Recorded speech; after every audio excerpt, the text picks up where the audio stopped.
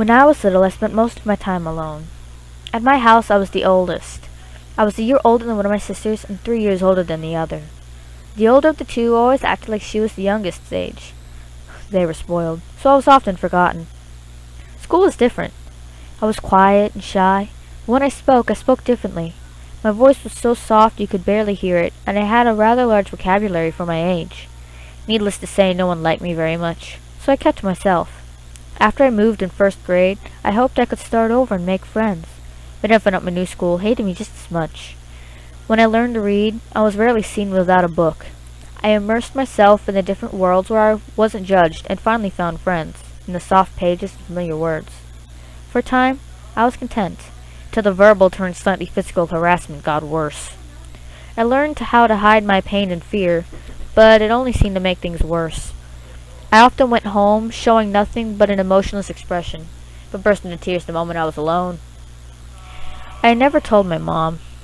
One day, I had lost it on the playground. I sat on a bench crying, but something strange happened. I heard footsteps and thought one of the boys had come back to harass me about crying, and I yelled at them to go away. When they didn't, I grabbed the book I had abandoned on the ground and looked up and threatened them with it. But I saw a boy who looked a couple years older than me. He sat on the bench next to me and asked why I was crying. I stayed silent, save for the small choked sobs that continued to escape me.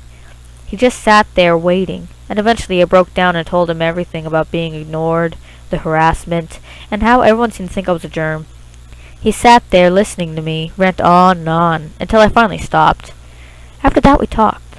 It amazed me how I was even able to talk to him in the first place. I had almost no social skills. I learned that while I was in third grade, he was in fourth. 2 weeks later we were talking, and he asked me if I wanted to play on the playground. I hesitated, but nodded and followed him. He taught me how to swing by myself and climb on the monkey bars since I still wasn't strong enough to swing on them properly. Slowly I overcame my shyness and made other friends, mostly with the others no one likes. When I was nearing the end of my fourth grade year, I was sad. He would be going to middle school next year.